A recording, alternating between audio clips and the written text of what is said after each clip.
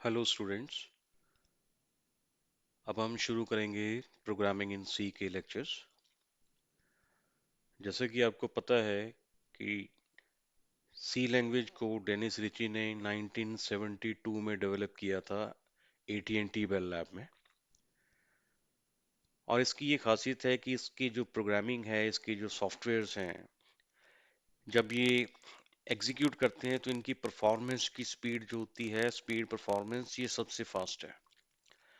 इसीलिए जो हमारी स्मार्टफोन्स हैं या माइक्रोवेव ओवन्स हैं, जैसे वॉशिंग मशीन हैं, और जैसे आपके डिश टीवी के जो प्रोग्राम्स हैं, वो सब जो हैं एम्बेडेड होते हैं सी लैंग्वेज में।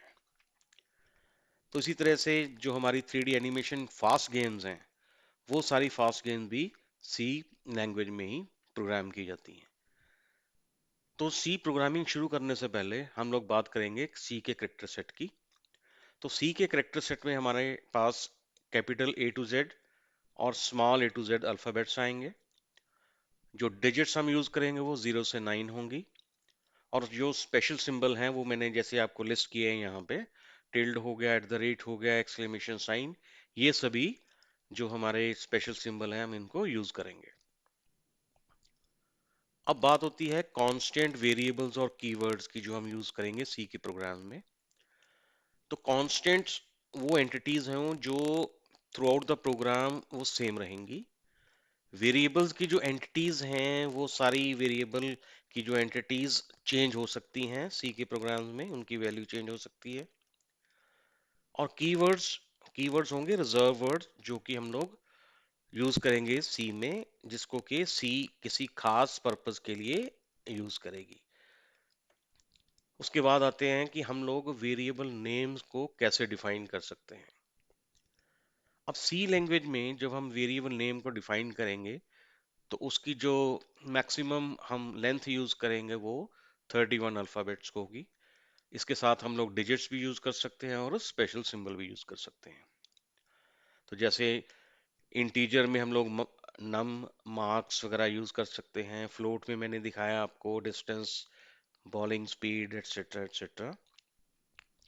और कैरेक्टर में हम लोग किसी का नाम हो गया, जैसे माई नेम हो गया, कोड हो गया, हम लोग इनको यूज कर सकते हैं।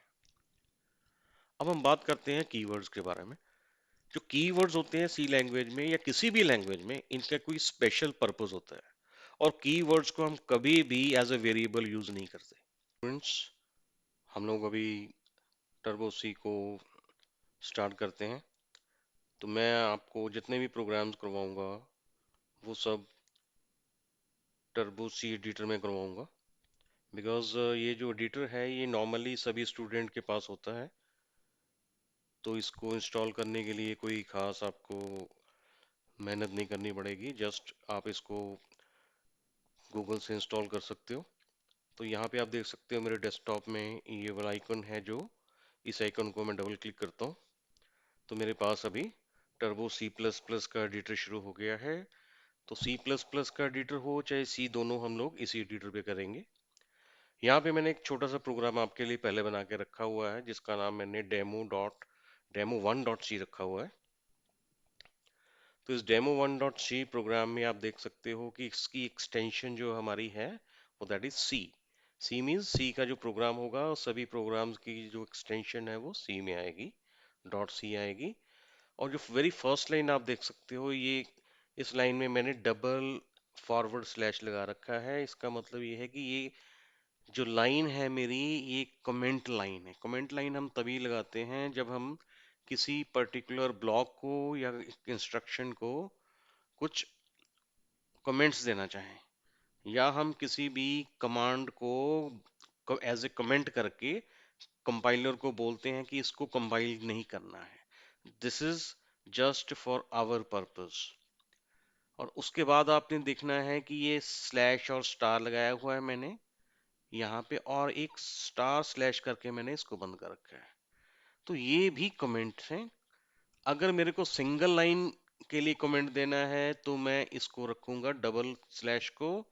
अगर मुझे मल्टीपल लाइन के लिए कमेंट देनी है, जैसे आप ये देखो, एक लाइन ये है, एक ये है, इन दोनों लाइंस को मैंने कमेंट में रखना है, तो मैं क्या करूंगा, स्लैश स्टार इधर दूंगा और स्टार स्लैश इधर दूंगा। तो ये कमेंट्स के बाद जो हम सी का प्रोग्राम शुरू करेंगे, आप देखोगे ये दो लाइन, फर्स्ट लाइन है हैश इंक्लूड stdio.h, और दूसरी लाइन है हमारे पास हैश इंक्लूड conio.h। अब ये दोनों फाइल्स का पर्पस क्या है? जब भी हम सी के प्रोग्राम्स करते हैं, सबसे पहले हमने कंपाइलर को बताना होता है कि हमारे पास कुछ फाइलें हैं जो हमने इंक्लूड करनी है। इन फाइलों को बोलते हैं प्री प्रोसेसर फाइल्स। तो कोई भी हमने फाइल को इंक्लूड करना है, उसका सिंटेक्स यही है। सबसे पहले हम लोग स्लैश लगाएंगे, हैश लगाएंगे, देन इंक्लूड लिखेंगे, then within less than and greater than symbol हम लोग लिखेंगे stdio.h, mean standard input output header file. और दूसरी वाली हेडर फाइल हमारी है console input output header file. इस इन दोनों फाइलों को मैंने कमेंट करके इनको एक्सप्लेन किया हुआ है यहाँ पे। अब यहाँ से आपका मेन फंक्शन शुरू होगा। सी लैंग्वेज में कोई भी प्रोग्रामिंग होगी, वो प्रोग्रामिंग हमारी फंक्शंस में होगी। हम कोई भी स्टेटमेंट्स लिखेंगे, कोई भी प्रोग्रामिंग लिखेंगे, उनको हम फंक्शन में इनक्लोज करेंगे। तो सी लैंग्वेज में एक कंपल्सरी फंक्शन होता है जिसको हम बोलते हैं मेन फंक्शन। अब मेन फंक्शन मेरा यहां से शुरू होगा। ये है मेरी डेटा टाइप। मेन फंक्शन की जो टाइप है void, देन फंक्शन का नाम जो है मेन, और उसके बाद मैंने ये दो ब्रैकेट्स दे रखे हैं। अब ये पूरी की पूरी लाइन को आप धीरे धीरे आप इसको समझते जाएंगे जैसे जैसे मैं आगे प्रोग्राम्स करता जाऊंगा। अभी के लिए आपने सिर्फ ये ध्यान रखना है कि ये मेन फंक्शन मेरा शुरू यहाँ से होता है, इसकी डेटा टाइप void मैंने दी है, और यहाँ पे मैंने इस ब्रैकेट को शुरू कर दिया। ये ब्रैकेट मेन का शुरू हुआ यहाँ, और ये यहाँ पे खत्म हो गया।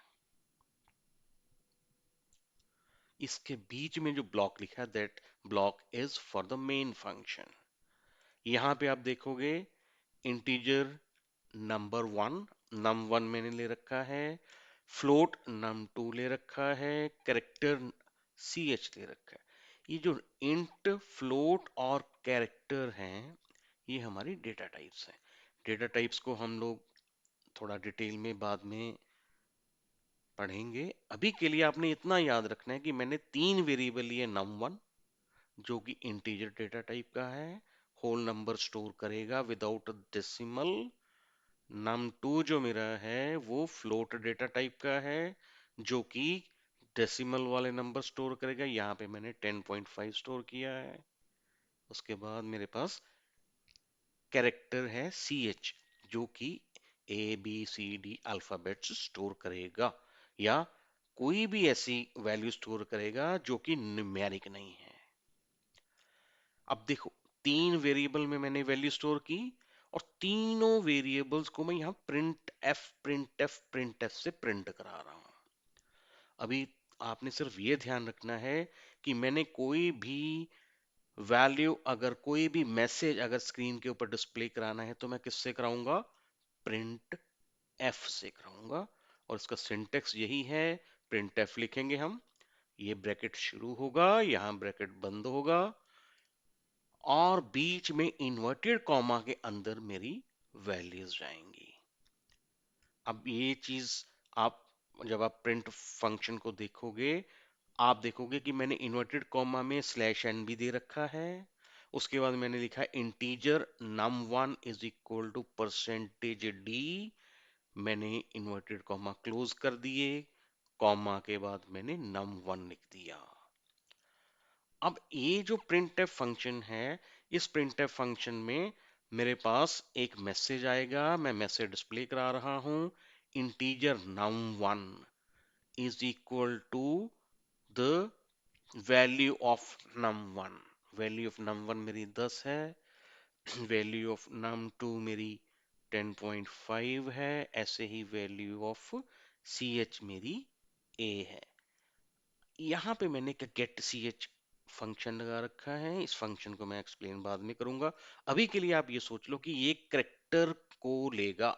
Gate ch function will accept one character, और यहाँ पे मैंने मेन फंक्शन को बंद कर दिया और ये मेरा मेन फंक्शन खत्म हो गया यहाँ पे। इस प्रोग्राम के थ्रू मैंने कुछ नहीं किया, सिर्फ मैंने तीन वेरिएबल लिए, num1 जिसकी वैल्यू 10 दी, num2 जिसकी वैल्यू 10.5, ch जिसकी वैल्यू मैंने a दी। तीनों को मैंने प्रिंटफ फंक्शन से प्रिंट करवा दिया, गेट ch लिख दिया किसी कारणवश, और मैंने इसको बंद कर दिया। अभी के लिए आप इतना है। अब ये जो प्रोग्राम का मैंने लेआउट आपको बताया है, इस प्रोग्राम को मैं चलाना लगा हूँ। How can I run this program? सबसे पहले मैं इसको कंपाइल करूंगा। टर्बोसी के एडिटर में कंपाइल करने का एक मेथड है, इसको बोलते हैं ऑल्ट एंड F9। अगर आप ऑल्ट F9 प्रेस करोगे, आपके पास ये मैसेज आएगा, वार्निंग जीरो है, एरर जीरो है, सक्सेस, प्रेस एनी की। मैंने एनी की प्रेस की। अब मेरा कोई एरर नहीं है, कोई वार्निंग नहीं। Now I can run this program. तो मैं इस प्रोग्राम को रन भी कर सकता हूँ। मैं इसको रन कैसे करूंगा? मैं इसको करूंगा रन कंट्रोल F9 से।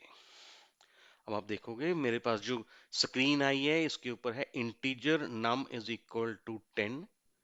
इसका मतलब num1 की जो वैल्यू थी वो इंटीजर थी, लेकिन उसकी वैल्यू मैंने 10 दी थी, उसने 10 डिस्प्ले करवा दी।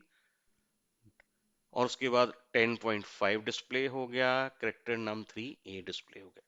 ये है आपका प्रोग्राम। तो फ्रेंड्स, अगर आपको मेरा वीडियो अच्छा लगा है तो आप इसको लाइक और सब्सक्राइब जरूर कीजिए। Thank you so much.